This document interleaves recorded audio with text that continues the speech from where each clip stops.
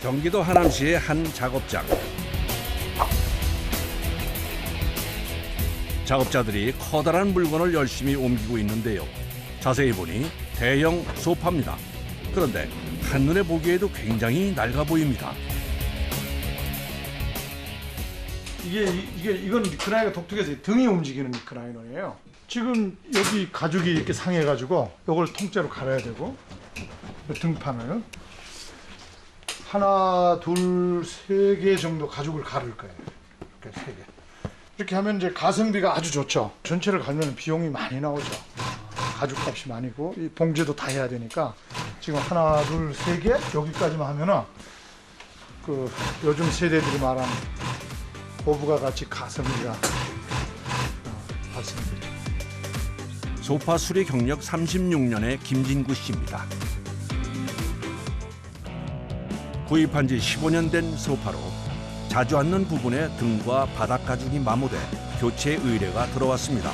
해체 작업에 들어가는데요. 고정심을 뜯어내는 것부터 만만치 않습니다. 손 아프실 것. 예. 어깨가 아프고 목도 아프고. 소파를 해체하다 말고 작업자들이 뭔가를 찾고 있는데요. 뭘 찾고 있는 걸까요? 유럽 거다 보니까 조립된 걸 찾아야 돼요. 어디에 나사가 지금 박혀서 조립됐는가를.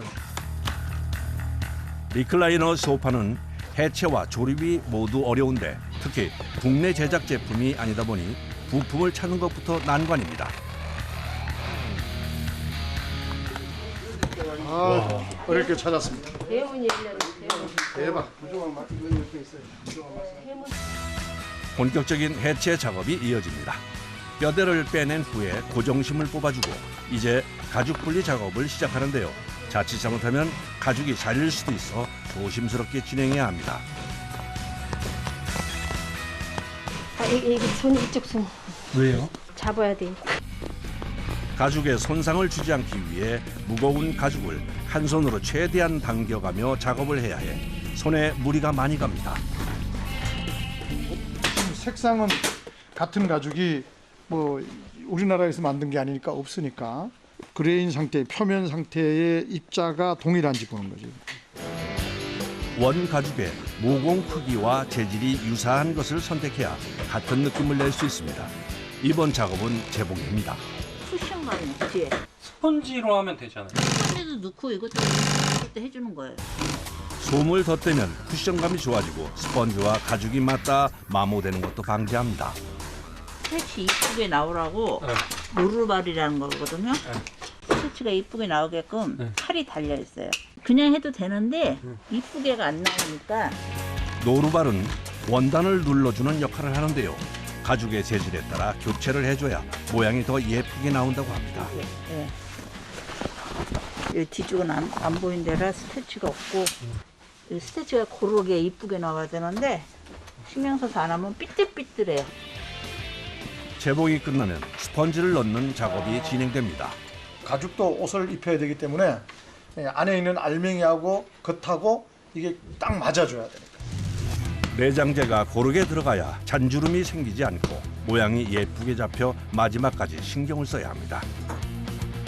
리클라이너 소파는 무게도 많이 나가고 재조립 후 작동했을 때 유격이나 마찰음이 생기면 안 돼 수리와 재조립 과정 모두 난이도가 높은 작업입니다. 간대하고 안 간대하고 지금 똑같은 색이 아니잖아. 지금 사면상으로는 잘 안 보일지 몰라도 이거 틀려요, 색깔이 이게. 이거 틀리다.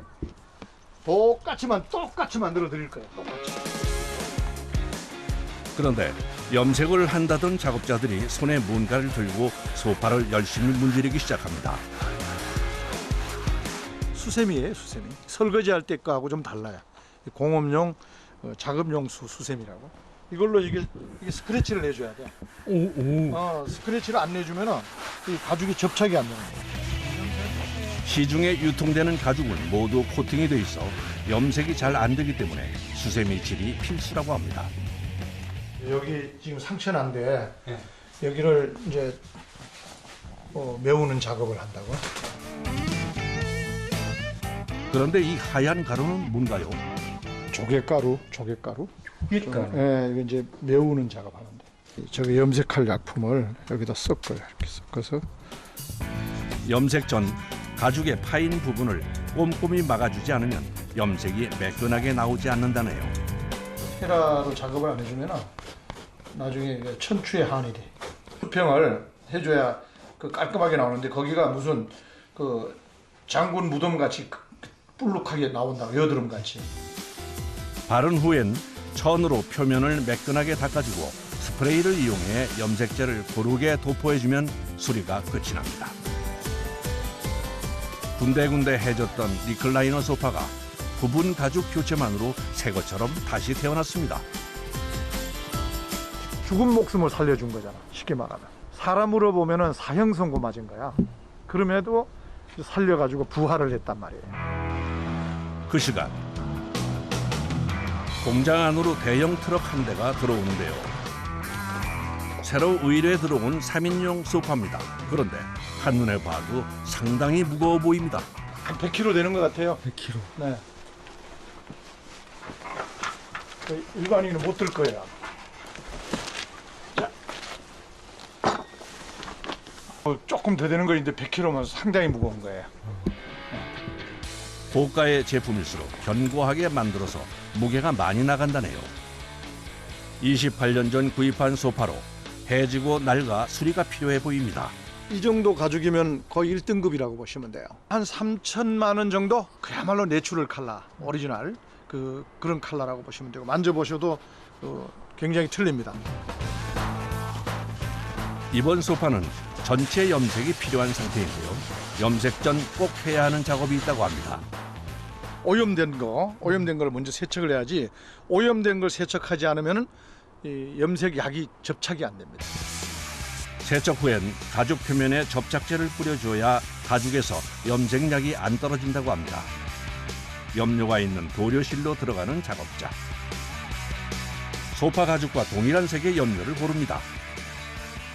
수성 염색입니다. 수성. 수성염. 네, 수성 염색. 지금 모든 가구는 수성이냐 유성이냐 그렇게 두 가지로 나누어지는데 어려워요. 난이도가 수성이 훨씬 더 어렵죠. 어렵고 또 재료값도 유성의 한 5배 이상 비싸고. 다양한 제품에 정확한 색을 맞추기 위해 국내 유통되는 염료는 물론 해외에서 공수해오는 제품까지 꽤 많은 양의 염료들이 구비되어 있습니다. 베이스가 노란색으로 가야 된다. 여기에 이제 접착 바인더가 들어가야 됩니다. 이거는 그냥 색에 불과한 거고 네. 이거를 접착시킬 수 있는 약품을 타줘야 돼. 소파는 제품의 특성상 계속 사람들이 앉았다 일어났다 하기 때문에 신체와 접촉이 잦을 수밖에 없는데요. 그래서 접착제를 섞어 바르지 않으면 염료가 떨어진다고 합니다. 염료와 접착제를 섞은 후엔 에어 브러쉬를 사용해 고르게 분사해 줍니다. 박자가 쫙 맞아야 돼. 노래를 불러도 맞게끔. 오동잎 꽃잎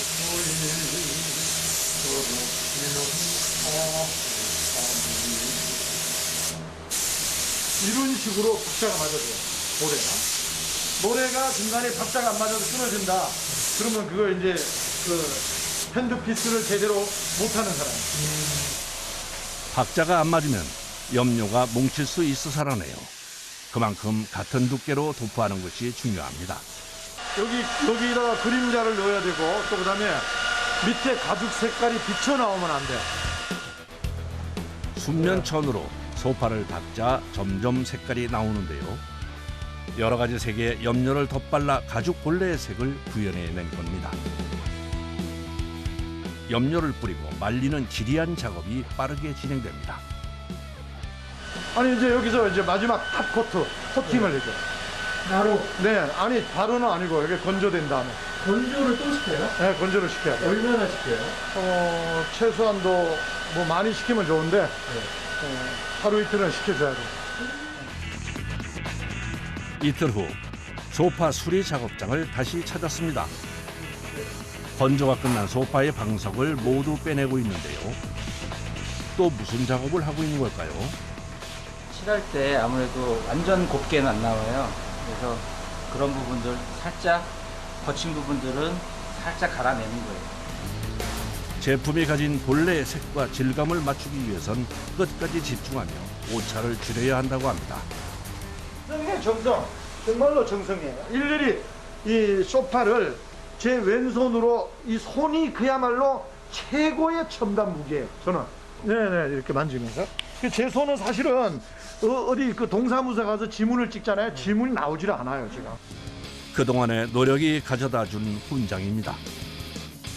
마지막엔 코팅제를 뿌려줍니다.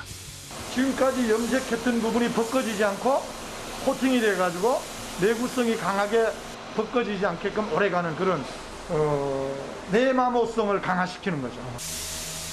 이렇게 뿌리고 말리는 작업을 보통 5번은 해줘야 제대로 염색이 된다고 합니다. 4, 5일 돼야 건조가 돼요. 수선 염색의 모든 장점을 다 가지고 있는데 건조 기간이 길어요. 대기만성이라고 그래요. 정말 작품은 천천히 만들어지는 거예요. 건조 기간까지 무려 30일이 걸렸는데요. 여기저기 가죽이 갈라져 있던 소파가 염색을 통해 새 제품처럼 깨끗해졌습니다. 그날 오후 또 수리가 필요한 소파 하나가 공장에 도착했습니다. 가구를 하는 사람들은 이게 굉장히 어려운 거예요. 등하고 팔걸이하고 모든 게 다 하나로 돼 있어요. 사람 옷이 쉽게 말하면 양발하고 머리까지 다 하나로 만들어 놓은 거예요. 보통은 등받이와 바닥 부분이 분리되어 있는데 이 소파는 모두 붙어 있어 작업이 까다로울 것 같습니다. 여기 지금 부러진 부분. 아, 부러졌네요. 네, 이거 부러진 부분 교체해주고. 보시면 이 얼룩이가 있죠. 여기는 연하고 여기는 진하고 이런 것들을 다 없애가지고 예쁘게 그냥 원래 태어났을 때처럼 만들어줘야 됩니다. 이번엔 가죽뿐 아니라 목공 수리도 해야 합니다. 먼저 나무 수선을 준비합니다. 이건 이제 황토. 황토요? 네, 색깔이 일반 칠에서 나올 수가 없는 거예요. 이거 황토를. 황토를 넣어서 색을 만들어내는 거예요. 황토는 자연스러운 나무색을 만드는 훌륭한 염료라고 합니다. 나무 눈매가 살아나는 거죠. 그렇게 해서 투명 칠을 하면 이게 색이 똑같아요. 부러진 나무 바닥 수리가 끝났습니다. 다음은 색이 바랜 부분을 원래대로 되돌리기 위해 칠을 해줘야 합니다. 색이 잘 먹으면 한 번에도 바를 수가 있는데 잘 안 먹으니까 두세 번은 보통 발라요. 염료 도색과 2번에 걸친 코팅 작업 끝에 3일 만에 목공 수리가 끝이 났습니다. 아까 처음 봤을 때하고 품위가 틀리잖아요. 이번엔 가죽과 쿠션 부분을 수리할 차례입니다. 뜯을 거예요. 뜯어요? 예. 분리요. 구입한 지 25년 된 소파로 가죽의 훼손 상태가 심각해 가죽 전체를 교체하기로 했습니다. 아니 이 상태에서 크게 중요할 건 없으니까요. 리폼을 하기 때문에. 네. 그래서 이제 크게 찢어지지 조각만 나지 않으면 괜찮아요. 본을 뜨려면 기존의 가죽 부분이 반드시 필요한데요. 때문에 상하지 않게 가죽을 패턴별로 분리해야 합니다. 소파는 생각보다 여러 개의 조각이 합쳐져 만들어지기 때문에 부위가 헷갈리지 않도록 표시하면서 작업하는 게 중요합니다. 모양이 똑같이 되죠. 재단은 고려할 것들이 많아 베테랑 작업자들이 맡아서 한다고 합니다. 거의 비슷하다고 봐야죠. 그렇지 않으면 이 전체적 모양이 나서 안 맞으니까요. 재단이 끝나면 바로 재봉 작업이 이어집니다. 이건 고무줄인데 네. 이게 엄청난 주름이 들어가요. 이렇게 얘하고 이만큼 차이가 나요. 네.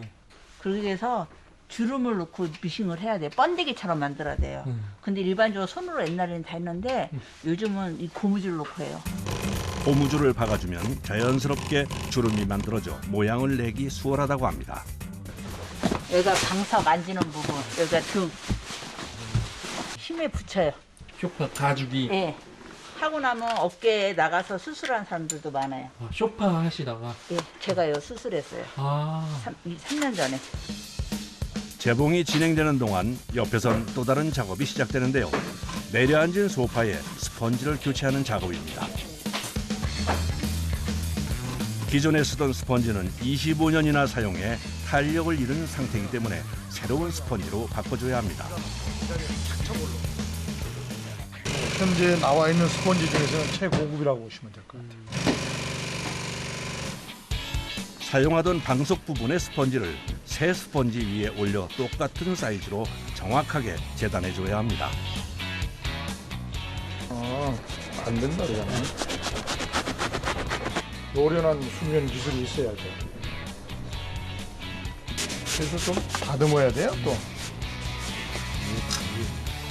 칼이 가늘고 길어야 섬세하게 자를 수 있어 직접 칼을 개조해 스펀지를 자르는 데 사용한다고 합니다. 그런데 이렇게 스펀지를 덧대면 사이즈가 달라지지 않나요? 새가죽은 이게 신축성이 많은데 똑같이 한다 해도 커요. 굉장히 크니까 마작을 해서 좀 넣어주고.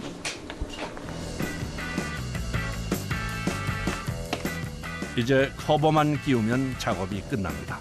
근데 정말 처음 보는 사이즈의 바늘인데요. 이거는 뭐 신기할 게 없어요. 손님은 신기할지 모르겠는데 통과시켜서 빼내야 되니까 뒤로. 두꺼운 스펀지를 통과하려면 40cm 정도 되는 바늘이 필요하다네요. 작업을 하다 보면 이렇게 다치는 일이 다반사입니다. 이건 아무것도 아니야.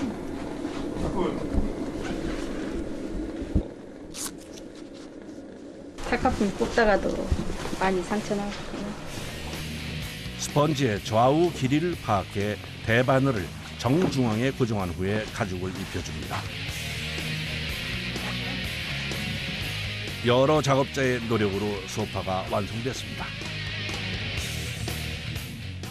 자, 이제 이렇게 여기다 이렇게 넣습니다. 이렇게. 이야.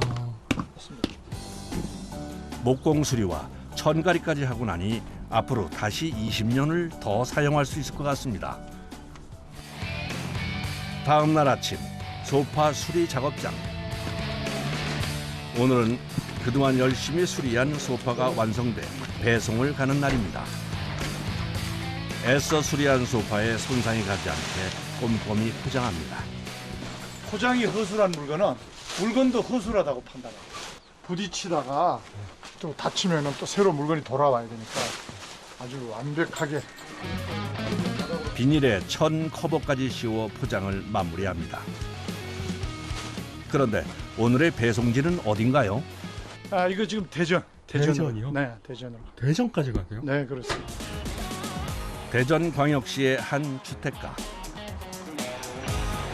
낡은 소파가 깨끗이 수리돼 다시 자기 집을 찾아왔습니다.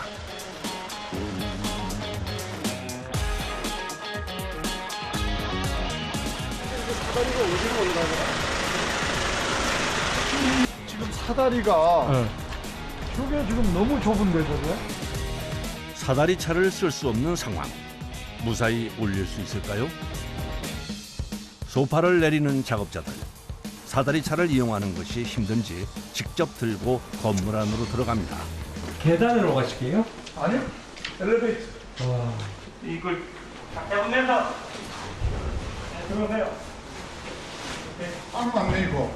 계단이죠. 양호한 거지. 진짜 최악은 어디예요? 최악은 계단이죠. 제품에 손상 없이 옮기는 것이 최우선이라 힘들어도 직접 옮길 수밖에 없습니다. 100kg이나 되는 소파가 무사히 제자리에 안착했습니다.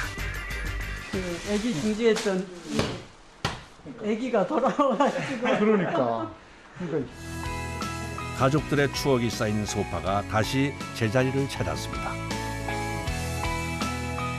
강아지가 이렇게 해가지고 이거 물어 뜯고 했는데 이거 완전히 다 새 걸로 바꿔오셨네요. 한골 탈퇴했네요. 네. 사장님 대단하십니다. 최고예요, 최고. 그리고 이 슈퍼가 나보다 더 낫다, 인간보다. 나는 한골 탈퇴했었는데 너는 사람을 잘 만나서 진짜 명인을 만나가지고 이렇게 한 거 보니까 대단하시네요. 교체 후 혹시나 흡족해하지 않을까 걱정했는데 다행히 의뢰인의 반응이 좋습니다. 또 오늘같이 이렇게 그 고객님의 칭찬을 받았을 때 지금까지 내가 했던 피로가 일시에 확 풀어지는 정말 그 제가 사업하는 보람 그런 것을 느끼고 있습니다.